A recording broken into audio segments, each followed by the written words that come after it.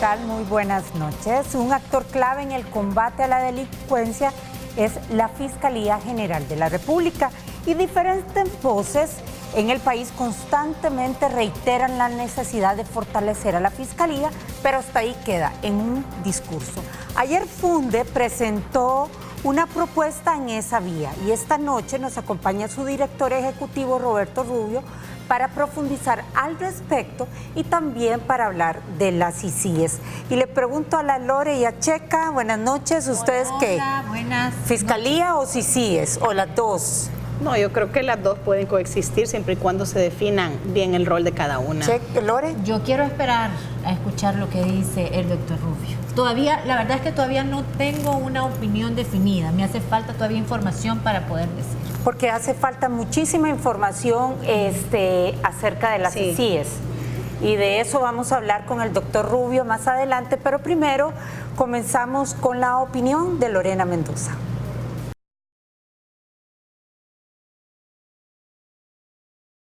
Vivir en democracia puede ser emocionante. Cuando vives en una democracia puedes escuchar en una misma semana a un diputado diciendo que no presentará una declaración de patrimonio porque la ley que lo exige es muy vieja, a un youtuber diciendo que hay que disolver la Asamblea Legislativa y hasta un ministro ofreciendo expulsar del país a una persona solo por sus opiniones. Esas y otras expresiones se transforman en discusiones, a veces serias, a veces ridículas.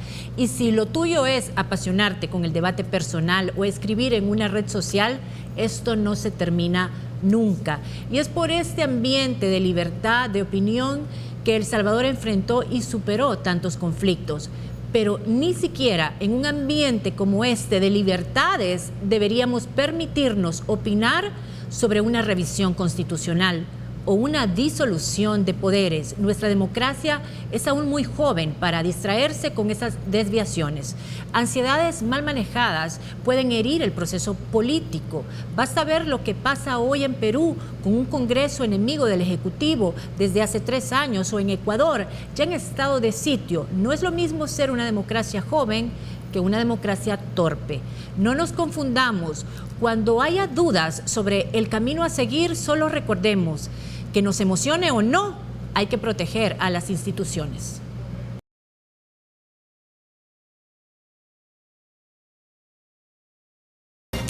Gracias por mantener la sintonía de Canal 33. Estamos en vivo en Sin Su Permiso y les invitamos a que participe con nosotras a través de las redes sociales. Iniciamos ya el bloque de la entrevista y, como decía Ana al inicio, nos acompaña el doctor Roberto Rubio, director de Funde. Doctor, buenas noches, bienvenido. Gracias por aceptar la invitación. Buenas noches y gracias a ustedes, ¿no?, por estar después de un buen tiempo. Sí. En otro horario, ¿no? Pero, sí, ya gracias. En vivo, los jueves. Pero siempre bienvenidos. Gracias.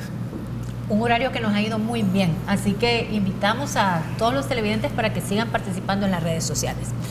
Doctor, vamos a empezar hablando de la CICIES. El fiscal general reconoce que hay más de 886,000 casos iniciados y que apenas hay 600 fiscales. Sí. Esta aritmética de alguna forma fortalece el hecho de pedir una CICIES, porque ¿cómo va a ser el fiscal con 86,000 casos abiertos y solo 600 fiscales? ¿No será que necesita ese refuerzo real de una CICIES? Me parece que necesita refuerzo de varios tipos, de las CICIES, refuerzo presupuestario, necesita mayor soporte institucional de otras instituciones.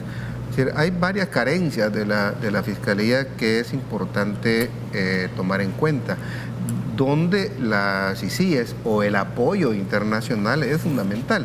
Es fundamental quizás no tanto en términos cuantitativos. En términos cuantitativos, lo que necesita la Fiscalía ciertamente es mayores recursos, tecnologías, etcétera, para atender todos esos casos y atenderlos de una manera más rápida. Pero en materia propiamente de combate a la corrupción, a la impunidad, y sobre todo que estos organismos internacionales se centren en casos más emblemáticos, más claves, porque no puede atender indudablemente todo. Entonces sí se necesita el apoyo internacional. La Fiscalía ya lo tiene, de hecho ya hay un apoyo fuerte de Estados Unidos y de otros países, pero el valor añadido que viene a dar una CICIES es de que entran fiscales de otros países con experiencia. Repartirse obligaciones. Bueno, de hecho, no es tanto repartirse obligaciones, sino trabajar conjuntamente. La CICIG en Guatemala tenía grupos conjuntos de fiscales nacionales con fiscales internacionales. Todos ellos bajo el mandato, por supuesto, de la Fiscalía. Pero la ventaja de los fiscales internacionales, sin desmedro pues, de la capacidad que puede haber, traen otras capacidades y adicionalmente no están tan contaminados políticamente como puede estarlo un nacional. Es personal que está de paso, es un personal que se juega su prestigio, son personales, digamos, más certificados y no tienen por qué, en principio, no hay garantías, pero en principio no tendrían por qué tener una preferencia por un grupo o por una persona. Doctor, ¿y Funde tiene claro cómo va a operar la CICIES acá? No, yo creo que casi nadie lo tiene claro. Ni los organismos internacionales, ni siquiera le diría el gobierno. Porque ha habido mucho ruido, mucha distorsión en torno a lo que es las CICIES. Pero oyendo sus palabras, doctor, ¿usted la considera necesaria al final del día? Sí, nosotros siempre sostuvimos, por un lado, de que era necesaria una instancia de apoyo internacional a la Fiscalía, ¿no? Y eso lo hemos mantenido siempre. Si eso va a tomar la figura de una CICIES como está desarrollándose, pues también nos parece que debería de haber una CICIES, pero para nosotros lo importante es el contenido, porque se ha lanzado la palabra sin contenido, en vacío. Hemos estado discutiendo si es CICIES sí, si CICIES no, si las CICIES apoyan los corruptos o no los corruptos. Pero nadie sabe qué es la CICIES, sí, cuál es el contenido, pero, al final el core de la CICIES. Sí, si has tenido una diputada que dice, mire, cuenta con mi voto de la CICIES, pero si no sabe ni siquiera de qué va. ¿Y la CICIES quiénes la integrarían, doctor? Bueno, aquí viene otro tema que tampoco... Porque además del contenido, que es muy importante, como usted dice, también es importante saber quiénes son todas las personas que estarían integrando las CICIES. De hecho, lo que pasó en Guatemala tuvo que ver por los personajes que lideraban este organismo. Y fue un proceso, además, porque al principio los personajes no fueron tan fuertes como el último, es decir, como Iván Velázquez. Es un proceso que llevan los organismos. Llevó varios años, varios periodos, varios comisionados. Acá la cosa es más compleja y por eso es que se confunde más, porque se está hablando que es la OEA y que es la ONU. Y la pregunta es, bueno, supongamos que las dos aceptan, supongamos, porque no está garantizado que... Bueno, lo que sabemos que la OEA se acepta, sí, claro. No, la OEA está con ganas, ¿no? Pero la ONU no sabemos todavía qué es lo que va a decir y qué es lo que va a presentar, porque en eso está. Vino la misión de la ONU, hizo las consultas, se va pues para Nueva York, ahí hace, digamos, los arreglos, las consultas también sobre la base de la información que lleva acá y luego le presenta la propuesta al gobierno. Ahora, ¿cómo va a funcionar? ¿Van a ser dos CICIES, una manejada por la OEA y otra por la ONU? ¿Van a haber dos comisionados? ¿Va a haber un solo comisionado? ¿Y quién va a ser? Porque suponte que va a haber un solo comisionado y el comisionado es el que lleva la OEA. ¿Tú crees que la ONU va a estar un poco dispuesta a que la busque la OEA? Sí. Aunque hay un principio internacional que dice que digamos, en estos casos los organismos regionales son los que deben ir adelante. Pero ¿qué pasa si la OEA, que no tiene tanto prestigio por su experiencia como la ONU, digamos, hay errores, es decir, ya los errores se comparten? Y aunque no sean tuyos, pero los vas a compartir.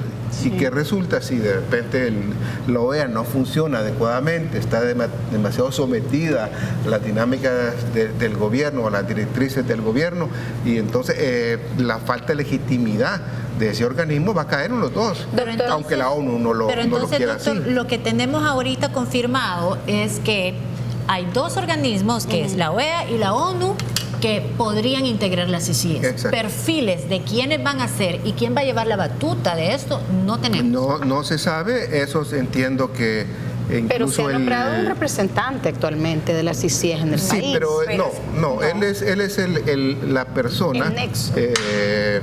Ochaeta de la OEA, que va a ser el que va de alguna manera conducir el proceso de instalación, porque es mentira, está como lo del puente, ya creamos el puente, pero el puente no existe, ya creamos la CICIE no existe, lo que existe es un proceso para instalación, que es diferente de la instalación. Y aunque no existe en términos de comunicación, la gente la apoya.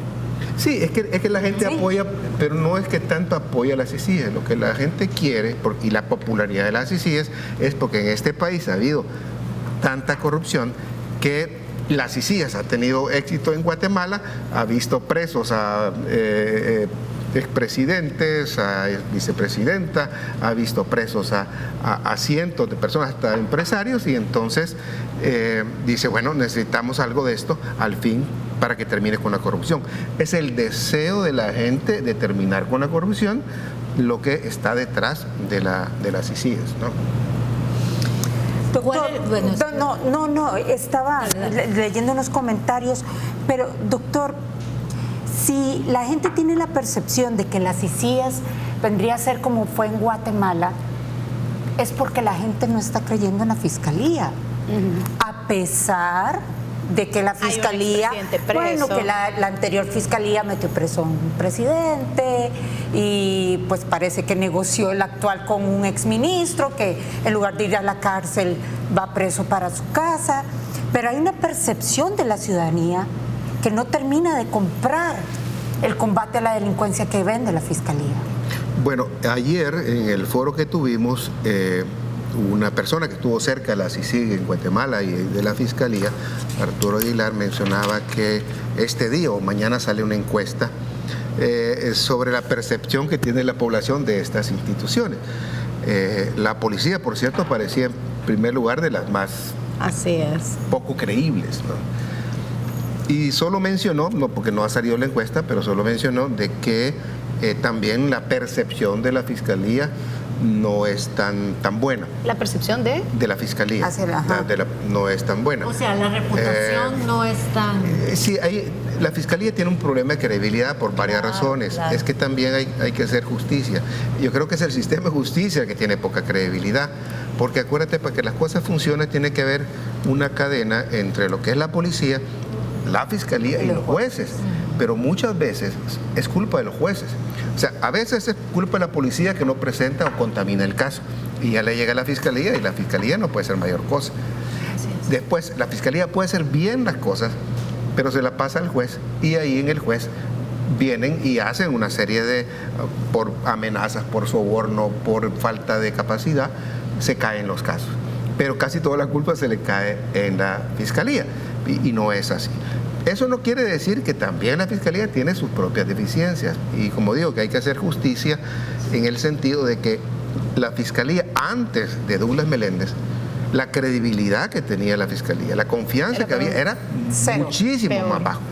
Pero en el periodo de Douglas se logró meter en la cárcel a un expresidente, que no se le dio la condena que se debía, que no se ha recuperado todo el dinero. Esa es otra historia, pero es en América Latina de los poquísimos casos donde un expresidente es metido en la cárcel. O sea, y también acuérdense, está huyendo un empresario que tiene influencias aquí, todavía tiene sus redes de corrupción acá, y no me extrañaría que las tuviera también en la Fiscalía o en el gobierno.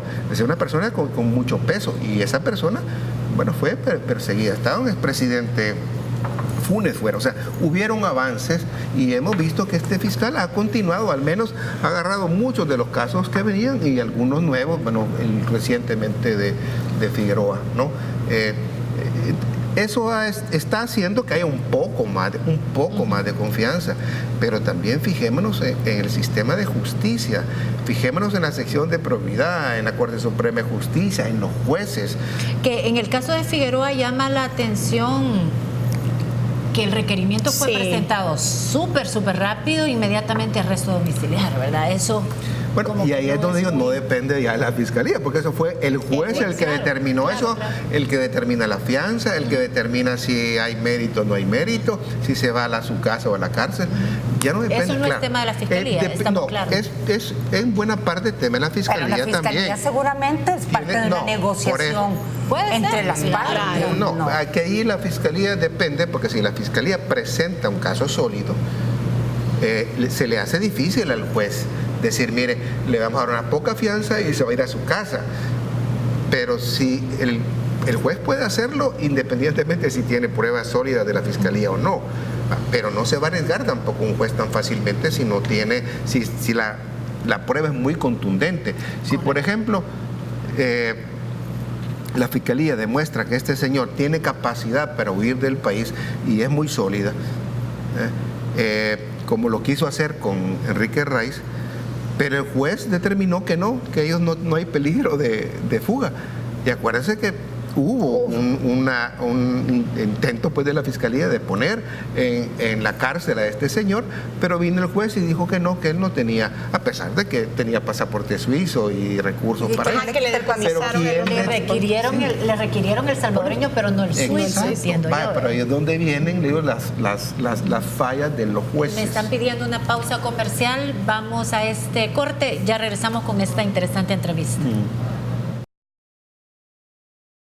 Muy bien, amigos de Mesa Televidentes, y en el bloque anterior hablamos de percepciones, de encuestas y de lo que piensa la ciudadanía. En el más reciente ranking que realizó el Foro Económico Mundial, ustedes saben que esta es una institución que dirige o mueve la política económica global. Esta institución hace un ranking anual y de acuerdo al reporte más reciente del Foro Económico Mundial acerca de la competitividad de El Salvador ha venido cayendo sistemáticamente desde que inició en las mediciones de este ranking, más o menos desde el 2012. Y en el número 5 de este top, ¿sabía usted que El Salvador ocupa hoy el lugar número 109 de 137 economías evaluadas? Es decir, que estamos casi en el fondo del ranking, principalmente por las percepciones que tienen empresarios, la población acerca de la corrupción, que estamos hablando actualmente en este programa, y el crimen organizado. Y en el número 4, si vamos desglosando un poco ese indicador global que dio el Foro, el país ocupa el puesto 133 y en el primer pilar que es evaluado por el Foro, que se debe a la calidad de sus instituciones, léase la eficiencia del gasto gubernamental, la confianza que tienen empresarios y población en los políticos y los costos para hacer negocio en el país por el terrorismo. Así que estaríamos a 4 de quedar en el fondo de ese ranking. En el número 3 de este top, ¿sabía usted también que El Salvador está en la posición 100? En la 100, por la calidad de la salud y la educación primaria. Esto sobre todo se refiere a la calidad de la educación básica pública en el país y también a la baja tasa de matrícula que existe en primaria. O sea que aquí el gobierno ya tiene indicadores de dónde podría empezar a mejorar, digamos, estos dos pilares fundamentales como son la salud y la educación en el país. En el número 2, el pilar más afectado en el país es el que se refiere a la innovación, porque ahí estamos en el puesto 130 en este ranking y esto obviamente se debe a la calidad y cantidad de instituciones con investigaciones probadas en el país y también a la provisión por parte del gobierno de productos y soluciones tecnológicas. Hemos visto recientemente que el gobierno está teniendo la fuerte iniciativa de mejorar las aduanas, de lanzar la firma electrónica, y otro indicador importante es la disponibilidad de científicos e ingenieros en el país, que es bastante escasa. En el número 1, para no cerrar tan mal el ranking, El Salvador es de los países en el mundo con la inflación más baja del planeta y ocupa el lugar número 1, pero se me olvidaba, y ustedes también están aquí para recordarlos, que es porque principalmente estamos dolarizados. Hasta aquí este top 5, continuamos con la entrevista.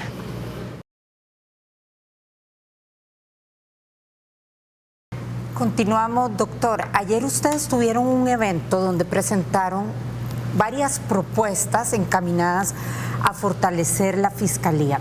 ¿Cuáles son esas acciones prioritarias que a criterio de Funde hay que tomar para lograr ese fortalecimiento? Bueno, hay varias áreas en las que nosotros, digamos, hicimos no propuestas de reforma o de ley, etcétera, sino son lineamientos de por dónde debería ir el fortalecimiento de la Pero Fiscalía, que van a implicar reformas que de tiene ley. que ver con las herramientas de investigación y persecución del delito, que tienen que ver con el talento humano, que tienen que ver con la gestión propiamente eficiente de la administración de la Fiscalía, y luego un área que tiene que ver con la protección de denunciantes, de testigos, de víctimas, y también es importante ver afuera. Afuera quiere decir qué cosas son importantes ir cambiando para que la Fiscalía mejore. Te menciono algunas de las, para no entrar en todas ellas, a unas que consideramos importantes. Por ejemplo, en materia del talento humano, creemos que es clave tener fiscales calificados. Tenemos que tener un sistema también de protección de los fiscales, porque los fiscales se meten en cosas complicadas y están expuestos a la amenaza, están expuestos a la violencia. Y resulta porque los fiscales están a la buena, muchos de ellos a la buena de Dios, con investigaciones duras.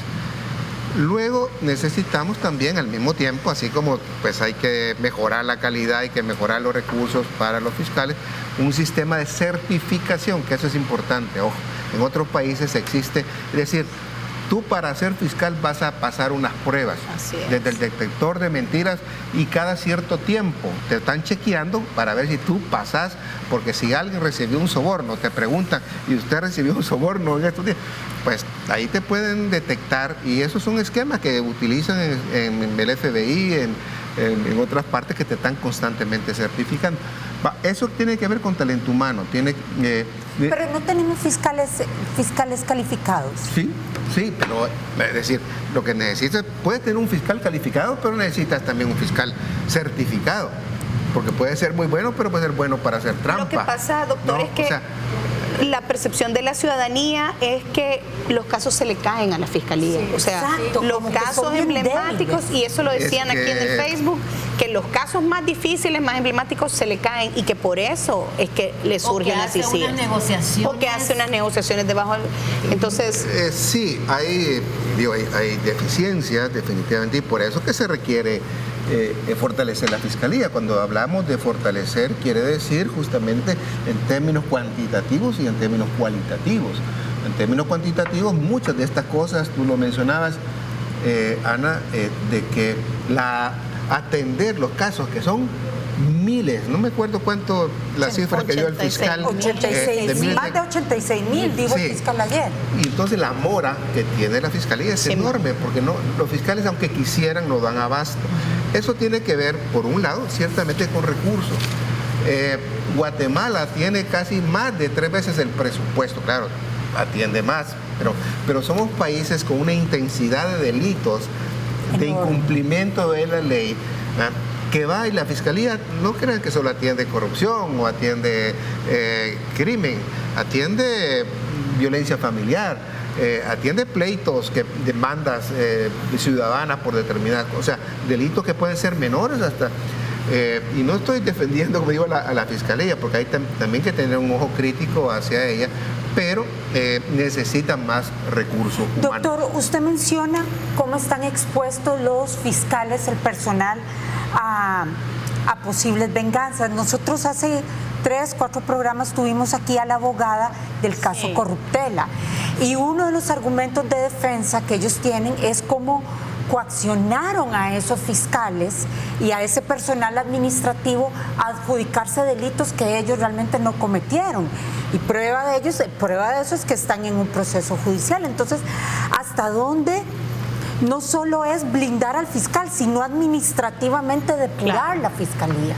Bueno, esa parte es clave, la depuración. En este caso Corruptela hay informaciones, uno de saber realmente quién está diciendo la verdad. Ahí hay intereses también importantes, ¿no? Creo que, acuérdense que ahí está implicado Mauricio Funes, está implicado el señor Rice, y dentro de la Fiscalía hay redes de corrupción o de intereses. Pero ¿cómo es que no la han depurado?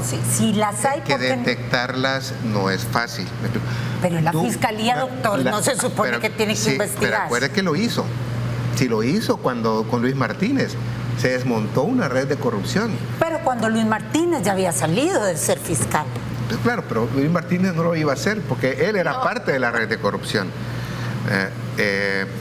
Yo me recuerdo una vez de un tío, hace años, militar, que fue nombrado, estaba relativamente adolescente, no me acuerdo exactamente las fechas, pero él fue subdirector de la policía. No parecía militar porque era bien bonachón, como yo. Y resulta de que él, me acuerdo que nos dijo, mire, voy a hacer esto, ¿no? Que quería purificar la policía, más antes, ¿no? Terminó renunciando y me acuerdo que él le comentó a mi padre, mira, no puedo, por más que yo quisiera, no puedo. O sea, ayer le dije al fiscal, mire, yo puedo confiar en usted, lo conozco, lo aprecio personalmente, se lo he dicho en términos privados y se lo voy a decir públicamente, no es que me quiera enrollar con él, no me quiero enrollar con él, pero lo digo y confío en que él quiere hacer y tiene buenas intenciones, pero dije, yo no puedo decir lo mismo de la estructura, ¿no? De cómo funciona a veces no depende de una persona o de un equipo. Porque ni siquiera de la cabeza, doctor. Ahí el personal, si estás hablando solo de 600 fiscales, pero súmale todo el resto, no me acuerdo cuánto es el personal de la fiscalía, pero es una institución grande que no es fácil y es una institución que es realmente tan clave en el combate al delito, que los delincuentes de cuello blanco o los delincuentes de estos tipos la buscan para penetrarla. No está exenta a penetración. Los fiscales no están exentos al soborno, no están exentos a la amenaza, porque muchas veces puede haber un buen fiscal, pero digo, o lo pueden sobornar o lo pueden amenazar o ambas cosas.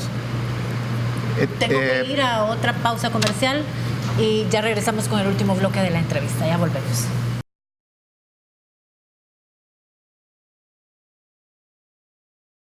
Continuamos, doctor Rubio. ¿Cómo puede fortalecerse una institución que no está siendo depurada? Si depuraron a la PNC, ¿cómo es que no depuran a la Fiscalía? ¿De qué sirve fortalecerla si las estructuras que se supone están cometiendo ilícitos van a seguir estando ahí? Uno, a la policía no la han depurado, bueno. Dos, a los jueces no los han depurado y tres, a la Fiscalía tampoco. Estamos fregados. Sí, hubieron algunos intentos. ¿Te acuerdas que hubo una comisión de depuración de la policía acá en la época de Flores, si no me recuerdo? Sí. ¿No? Y fueron varias centenas de policías fuera. Que no sé en Honduras, que en Honduras hicieron una limpia de miles, ¿no? Sí. Aquí nunca hemos visto una depuración, ni de jueces. Ahí tienes tú incluso casos emblemáticos en la Corte Suprema de Justicia de jueces denunciados que esta instancia, que no sé cómo se llama, que es la que se encarga de ver los casos de los jueces, las quejas de los amigos que conozco, magistrados de la sala anterior, decían, miren, es que en Corte Plena no pasan, ahí los detienen. Y en la Fiscalía hubo una depuración inicial cuando llegó Douglas Meléndez, porque acuérdate que limpió bastante a los elementos que estaban cercanos a Luis Martínez. Sí, sí. Pero es insuficiente y yo esperaría porque este fiscal nunca habló de depuración. Sí, pero que entre con la certificación, porque eso le va a ayudar a él a mejorar la calidad. Pero entonces ahí volvemos a lo que hablamos al principio. ¿Cómo la ciudadanía va a creer en la Fiscalía? ¿Cómo puede uno apostar por ir a poner una denuncia en una institución que uno no sabe con quién realmente está hablando? Es que nos pasa algo parecido a veces con la policía, que a veces mucha gente tiene miedo de ir a denunciar porque a veces la misma policía le dicen al delincuente, aquí te vinieron a denunciar, y entonces el pobre, hay mucho miedo. Por eso es que está la otra parte de nuestras propuestas sobre la protección de testigos, denunciantes. A veces llega un denunciante y te ponen un cuarto abierto donde hay un montón de gente. Entonces tienes que crear condiciones físicas, incluso para la protección del denunciante. Sobre ese tema, nosotros teníamos una cifra que son 3.097 testigos que hay que proteger con y más de 104,000 víctimas que atender. O sea, solo centrémonos en los casi 3,100 testigos que proteger. ¿Cómo se protegen a esos testigos? ¿Y qué significa que protegerlos? Nadie quiere ser testigo. ¿Qué significa protegerlos? ¿Qué significa que proteger? los tienes que mantener porque no pueden seguir en su trabajo. Tienes que darle un estipendio, algo. Le tienes que dar una casa, no tienes que cambiar. De estos 3,100 casi, ¿y ¿cuántas qué recursos personas realmente tendrán protección, doctor? Y no, y una verdadera Una. protección. No, o sea, correcto. realmente que Una. te cuiden. O sea, que te den una casa, que te pongan un PPI o yo no sé quién. ¿Cuánto cuesta proteger a un testigo, más o menos? Ni idea, pero no menos de $500 te puede costar. No, más. No menos de, No porque menos, sí, si tiene tú razón. le quieres dar alimentación, pero además es la familia Porque hay que adicional, proteger entonces a todos. te sube más. Y luego la vivienda, tienes que tener una infraestructura, un equipamiento para atender a esta gente, que no es fácil. En un país tan pequeño es muy Tienes que difícil. tener protocolos de protección para guardar esa información, porque aquí de repente se sabe que la gente está expuesta y no quiere ir a denunciar. Y ese es uno de los problemas que tenemos, no solo la Fiscalía, sino también, como digo, en la policía se dan ese tipo de problemas, donde se denuncia. Nosotros tenemos una oficina de denuncia, a veces mucha gente nos llega por eso, porque te confían más en que haya organizaciones ciudadanas que las instituciones. Ahora, yo espero que vaya mejorando la Fiscalía, es que es clave. Pero si de repente en el presupuesto solo le damos un incremento de 5 millones, que en términos de ingresos es menos lo que le dan a la Fiscalía ahora, que le dieron el año pasado, que los 78 millones más los 13 de extra presupuestario hicieron 91 millones, ahora le dan nada más 83. Y el Ministerio de Defensa, cuyo rol es cuidar las fronteras, le incrementan 20 millones. Ay, ¿cómo lee usted eso, doctor? Eso nos llamaba la atención en el programa Cuando lees pasado, lo el decíamos. qué significa el presupuesto, dónde están las prioridades de un gobierno, están expresadas en el presupuesto. ¿Qué quiere decir? Que le están dando más, muchísimo alta prioridad a cualquier otro ministerio, a salud, educación, etcétera, a defensa. Pero ¿por qué defensa sobre la policía? ¿Por qué cree usted? A la policía, bueno, le dan también Pero seguridad. le dan pero el menos. incremento Le dan menos, sí. mayor a defensa. Es lo que no sé.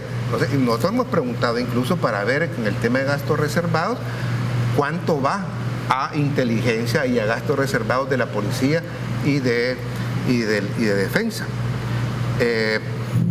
La partida 54.315 se elimina ciertamente y ya no la pueden usar. La nomenclatura cambia, pero nada nos garantiza que no puedan esté haber repartida otros ahí. fondos discrecionales o en el ejército o en la policía. Hay que indagar eso. Yo no estoy afirmando nada, pero uno tiene que decir, bueno, y esos 20 millones, justifíquemelo bien. Si usted va a auditar, si usted ha prometido transparencia, tiene que transparentar los gastos de defensa. Claro, no va a decir el equipo, cuando hay equipo de seguridad, etcétera, que no va a revelar determinadas informaciones que atenten contra la seguridad, no se puede. Lo mismo en la OIE, usted no puede revelar los nombres de los que trabajan en la OIE, pero sí puede conocer el presupuesto de la OIE, cómo se Bueno, pero desglosa. defensa igual también tiene muchísimas carencias. Hace varios meses nosotros tuvimos a quien ahora es el ministro de la Defensa y nos hablaba de todas las carencias que tenían en alta mar, en la Marina, a nivel de uniformes, alimentación, etcétera. No, también, sí, todos tienen necesidades, pero tú dices, bueno, ¿cuál es la prioridad? ¿Cuál es la institución estrategia? clave para dos problemas que son los fundamentales del país, que es el crimen, Aquí lo crimen dice el organizado foro. y Sí. que es la corrupción? Dos problemas graves del país. ¿Quién es el encargado de esto? No es el ejército. El ejército tiene labores de acompañamiento.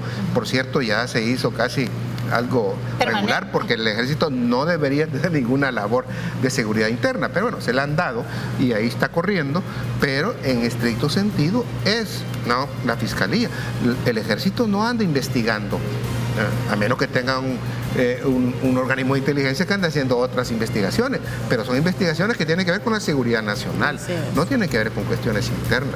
Bueno, doctor, le agradecemos mucho su participación esta noche, de verdad. Lorena, gracias, Francesca, Ana, muy amable. Doctor, un placer. Gracias. Ana Checa, Gracias. buenas noches. Buenas noches. A ustedes, amigos televidentes, les agradecemos su sintonía. Los invitamos a que permanezcan aquí en Canal 33. A continuación, Teleprensa.